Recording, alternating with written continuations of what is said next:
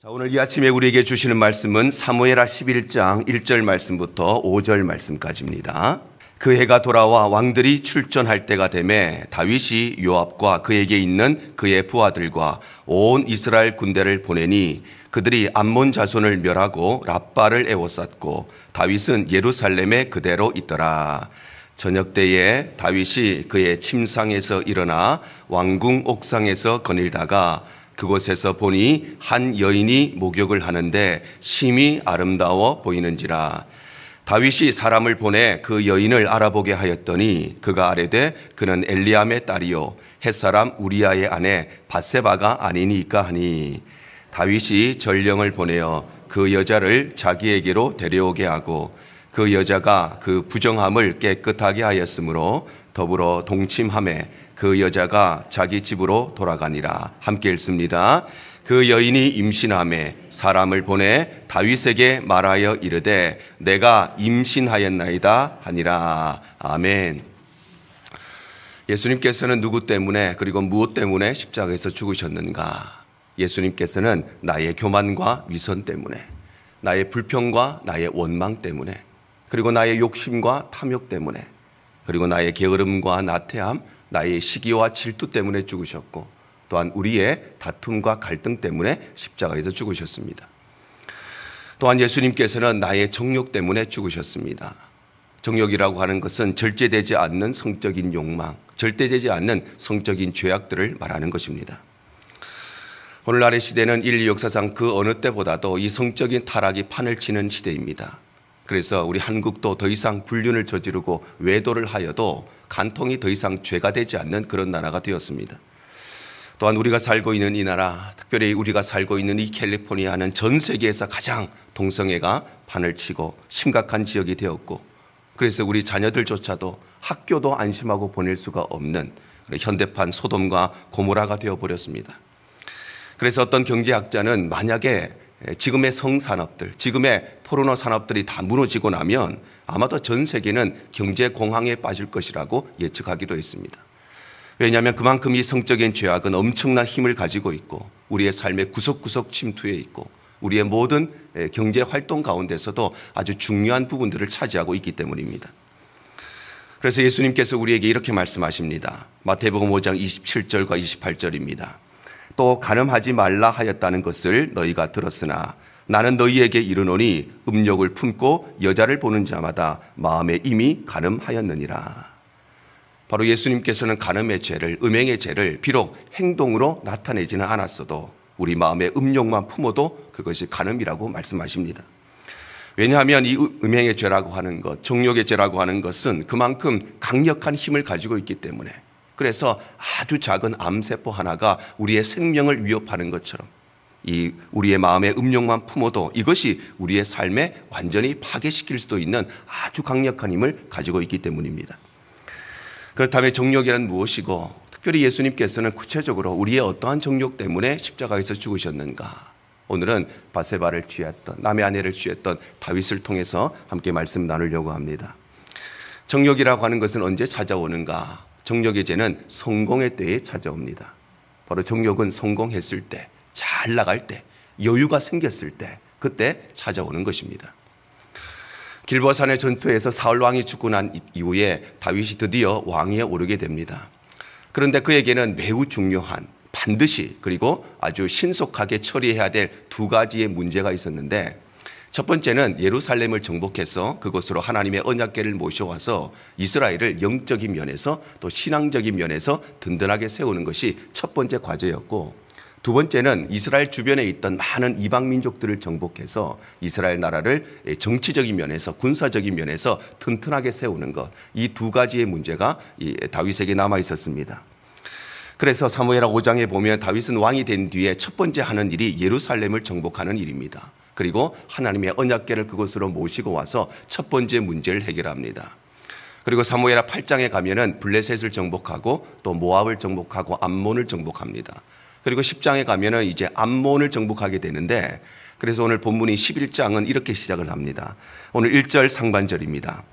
그 해가 돌아와 왕들이 출전할 때가 되매 다윗이 요압과 그에게 있는 그의 부하들과 온 이스라엘 군대를 보내니 그들이 암몬 자손을 멸하고 랍바를 에워쌌다. 이렇게 말씀하죠. 여기 나오는 랍바라고 하는 곳은 그 당시에 암몬 족속의 수도인데 지금의 요르단의 암만이 바로 이 성경에 나오는 랍바라고 하는 곳입니다. 바로 다윗의 군사진은 이제 암몬 자손을 다 멸하고 그들의 수도인 이 랍바를 포위함으로써 작게는 암몬 족속을 이제 거의 다 전멸을 시키고 더 크게는 이스라엘 주변에 있던 모든 이방 민족들을 전부 다 정복하는 이 두 번째 과제도 이제 다 완수하게 된 것입니다. 이처럼 다윗은 안으로는 예루살렘을 정복하고 밖으로는 이방 민족들을 다 정복하여서 마침내 이스라엘 역사상 최고의 태평성대를 열기 시작하는 이 성공의 때에 그가 서게 된 것입니다. 그런데 바로 이때에 그에게 무엇이 찾아오느냐? 정욕의 죄가 찾아옵니다. 오늘 1절 하반절입니다. 다윗은 예루살렘에 그대로 있더라. 다윗은 과거에 전쟁에 치를 때에 언제나 가장 선봉에 섰습니다. 그래서 다윗은 언제나 자기가 제일 뒤에 있으면서 자신의 부하들에게만 앞으로 전진해라, 돌격해라 그렇게 명령하는 사람이 아니라 자기가 가장 앞에 서서 늘 언제나 나를 따르라 그렇게 명령하는 리더가 바로 다윗이었습니다. 그런데 참 특이하게도 이 암몬과의 전쟁을 벌일 때에는 그가 직접 전쟁터에 나가지 않습니다.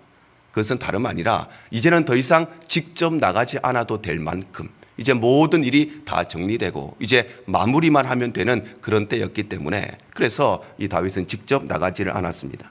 그리고 그는 예루살렘에 홀로 남아서 여유로움을 누립니다. 오늘 2절 상반절입니다. 저녁 때에 다윗이 그의 침상에서 일어나 왕궁 옥상에서 거닐다가 이스라엘의 군사들은 자신의 생명을 걸고 피를 흘리면서 지금 전쟁터에서 싸움을 하고 있는데 다윗은 무엇을 하고 있는가? 하루 종일 실컷 잠을 자고 저녁 때가 되어서야 침상에서 일어나서 그리고 왕궁을 거니면서 하염없이 여유로움을 누리고 있었던 것입니다. 그런데 바로 이때에 그에게 정욕의 죄가 찾아오는 것입니다. 오늘 2절 하반절입니다. 그곳에서 보니 한 여인이 목욕을 하는데 심히 아름다워 보이는지라. 바로 다윗은 성공했을 때, 잘 나갈 때, 여유가 생겼을 때 그에게 정욕의 죄가 찾아오게 되고 그래서 그는 결국 우리아의 아내였던 밧세바를 취하는 정욕의 죄를 범하고 말았던 것입니다.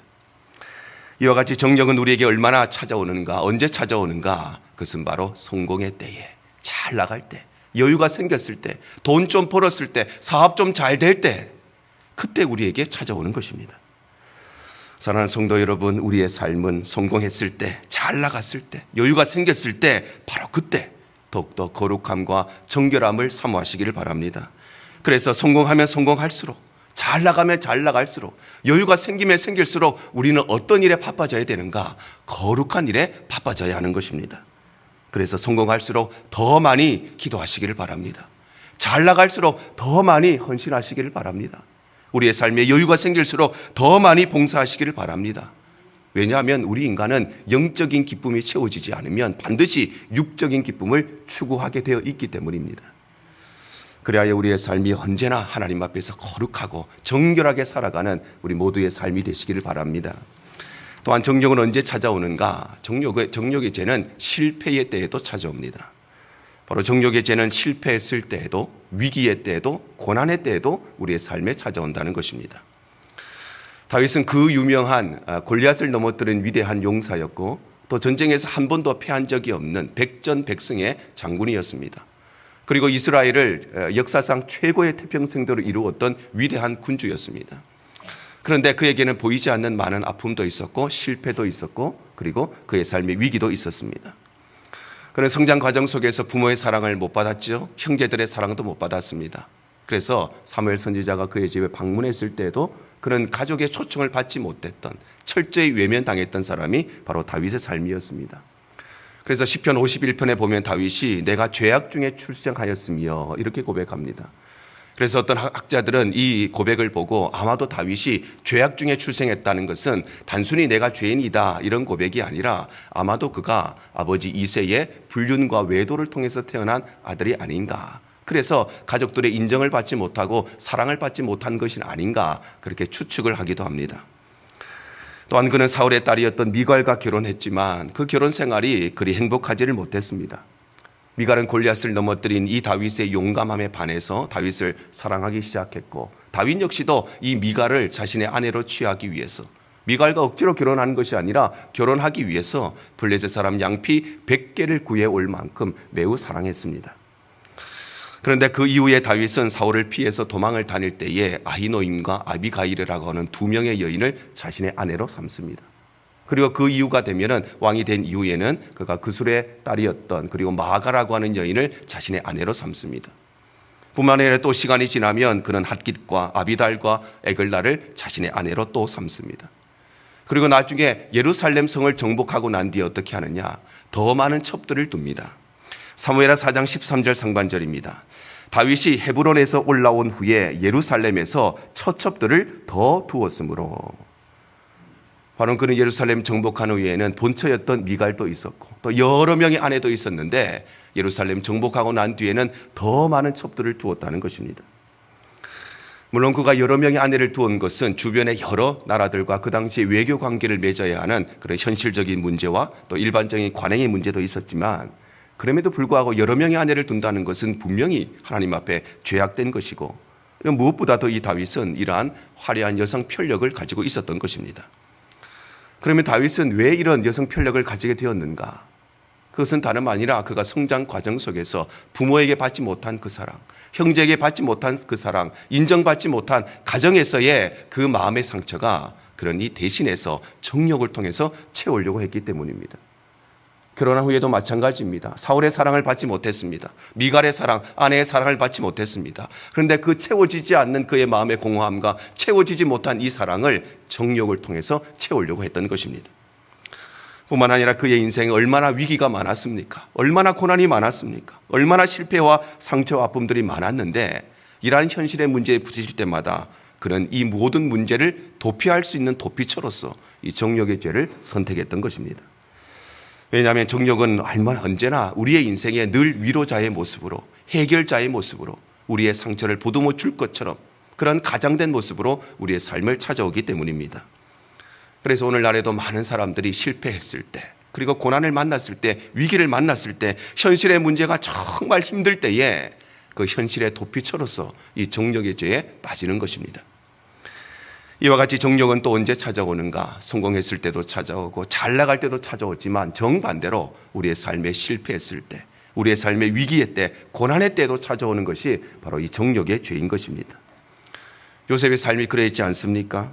형들의 미움을 받고 구덩이에 빠지게 된 그 위기의 때에, 아무도 아는 사람 하나 없는 그 애굽으로, 말도 통하지 않고 언어도 통하지 않고 문화도 통하지 않는 그곳에 가게 된 그 위기의 때에, 그리고 보디발의 집에 노예로 팔려가게 된 그 위기의 때에 그의 삶에 이 정욕의 죄가 찾아오는 것입니다.